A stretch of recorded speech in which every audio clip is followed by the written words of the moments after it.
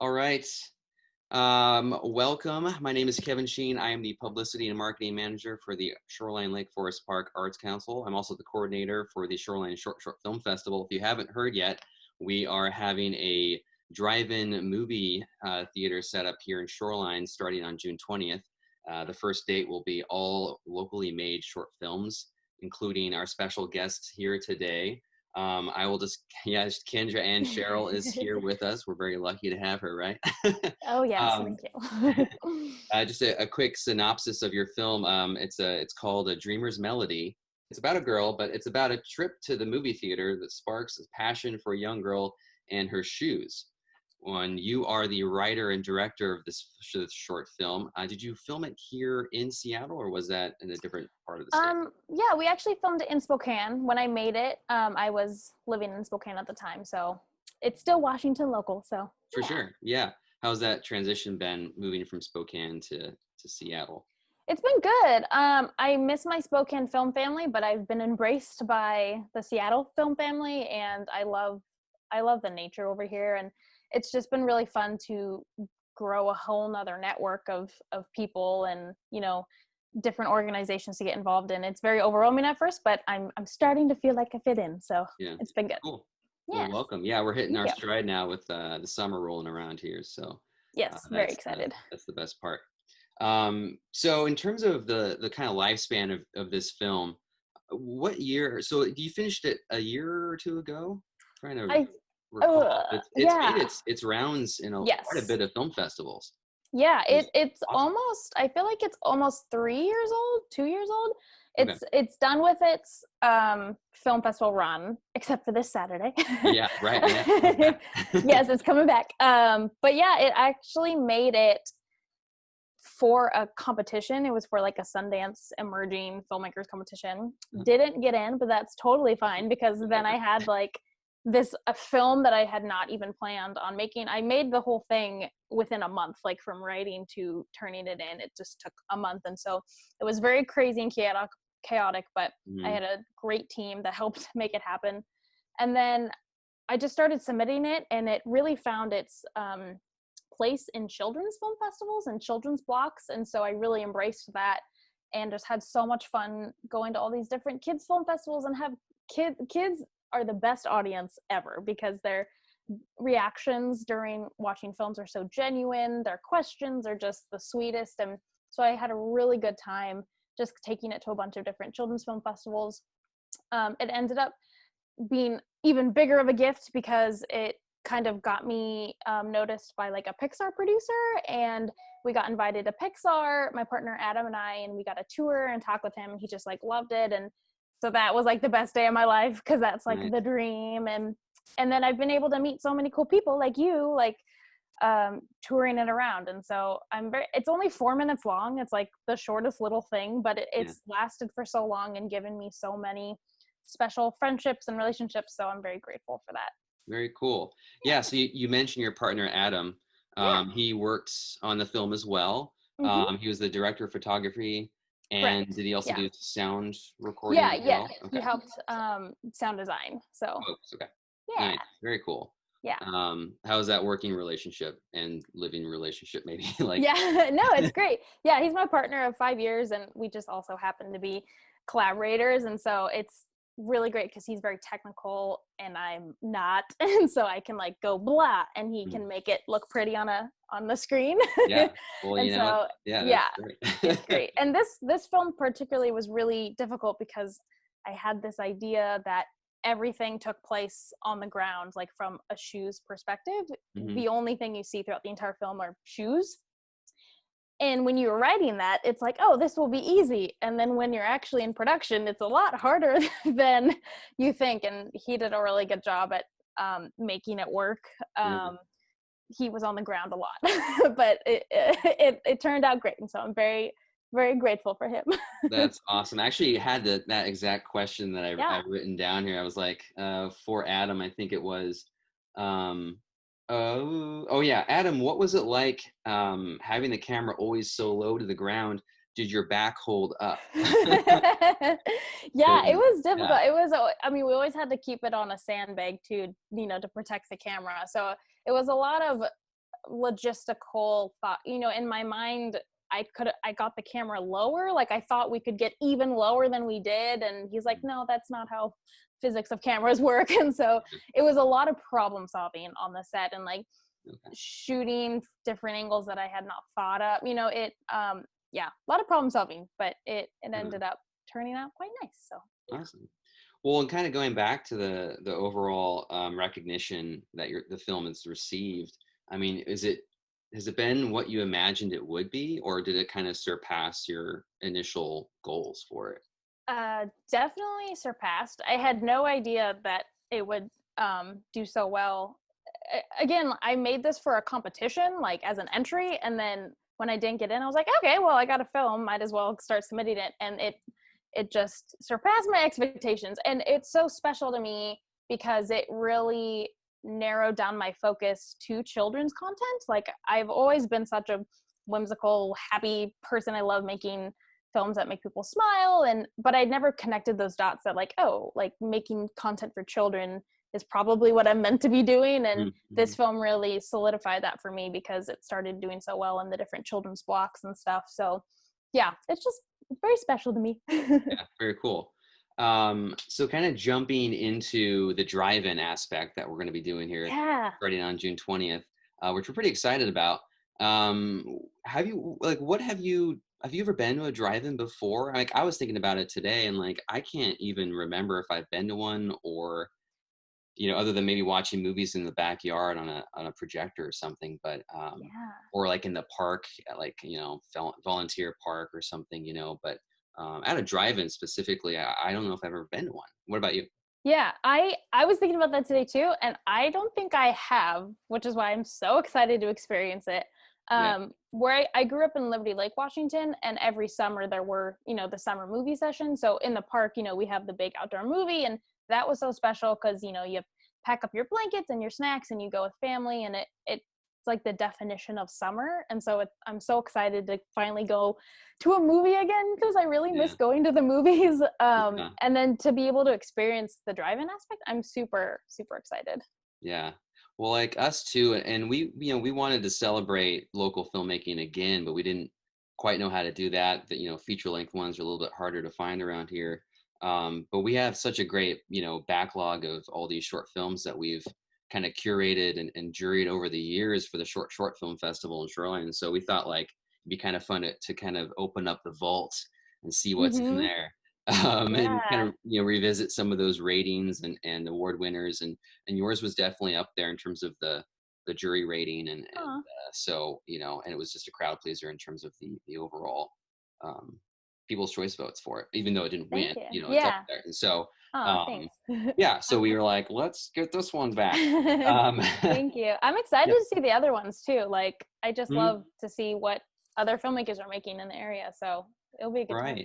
Yeah, so there'll be ones that you've seen that you were paired up with there in this last year, but then we've got over 4 years of them now. So cool. It'll be a lot of good new content for you as well. Let's see, what other questions do I have for you? Do you have any questions? So just to talk about the kind of COVID aspect of being creative and staying home, and you being a part of behind the scenes, but also kind of, making films, but also administrating a lot of that as well at Washington Filmworks. Do you what kind of creativity have you kind of been keeping up with in terms of, are you writing? Are you, kind of outlining things, or? Yeah, super fortunate to be working at Washington Filmworks. We've been working really hard at creating resources for filmmakers during this time, and sort of curating different resources and trying to figure out what set safety will look like in the future. So that's been keeping me very busy.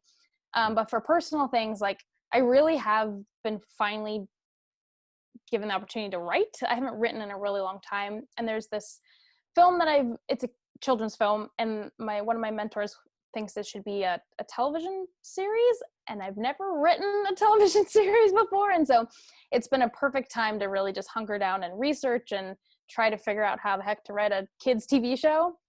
So I've been doing that. So that's been really good, and watching a lot of movies. Like it's again, what else could you do right now? So we've been watching so many movies, and that's been really refreshing and great. And then in addition to film things, like I've always wanted to learn how to sew, like sew my own clothes.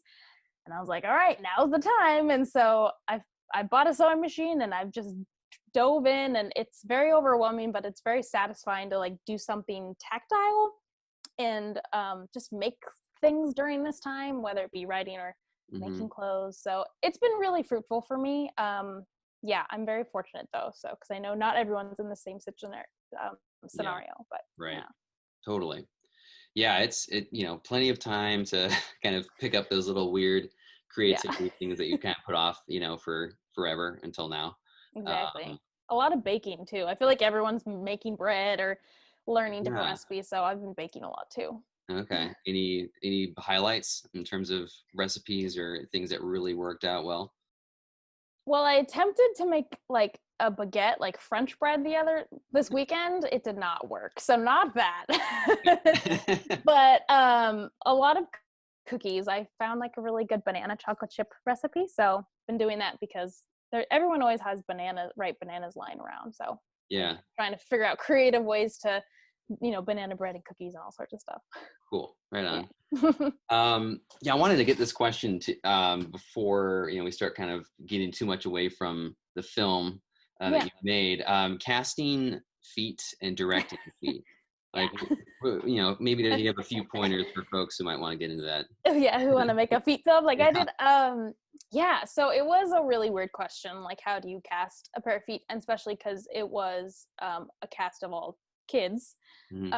So we did auditions, we had video submissions of kids could submit and do a dance routine. So we had a lot of dancers submit, and as weird as it sounds, like paying attention to their feet while during the audition, like it's really hard to be expressive through your feet. But our actress that we chose, JoJo, she was incredible. She was a dancer, she was a little actress, and she was just so expressive and so mature and took direction so easily. I really didn't have to do much other than we had a choreographer on set who kind of choreographed her moves and her dances, because again, I wanted to make sure it was proper, because I love to dance, but I'm not a professional dancer by any means. And so he worked with her, and she just did such a good job at being expressive with your feet, and the other characters, there's a few very minor characters in the beginning, and I just made sure that they were having fun, and it kind of, I guess it just shows in feet. I know that's weird, but it's definitely, if you're having fun, and the movement aspect was something that I really wanted to capture. So yeah. Cool. Right on. Sorry, my dog's barking.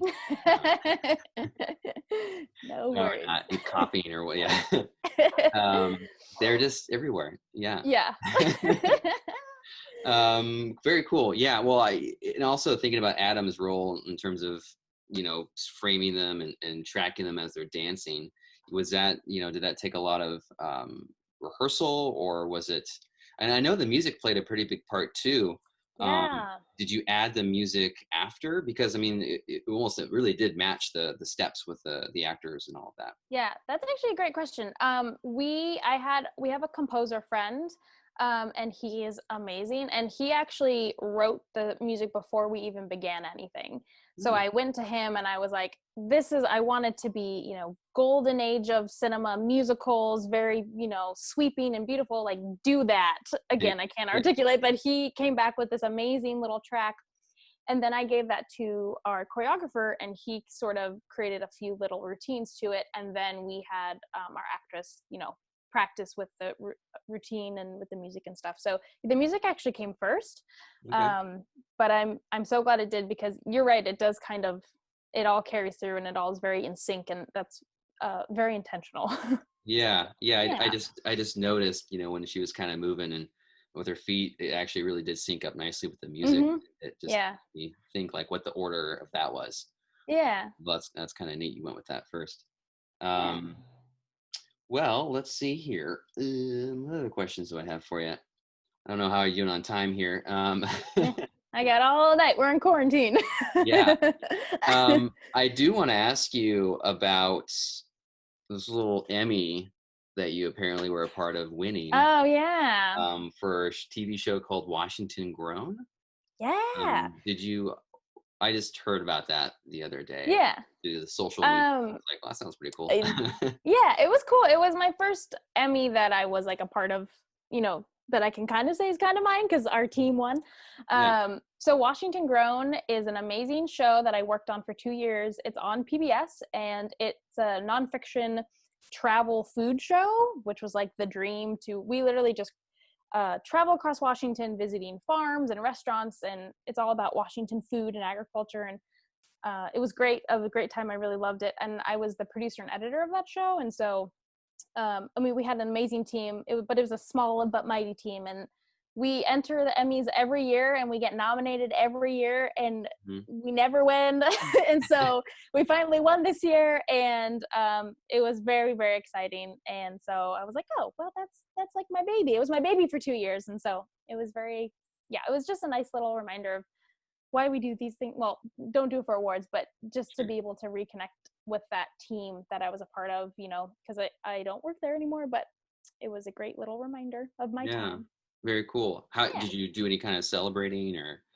No, Uh, I mean, it's so hard because, again, quarantine, and yeah. I wish we could be together, but maybe when this is all done, because it's back in Spokane, the production company, North by I see. Northwest. And so maybe when I get to go visit home, we'll all celebrate. So Yeah. yeah. Cool. Well, congratulations. Oh, That's exciting. thanks.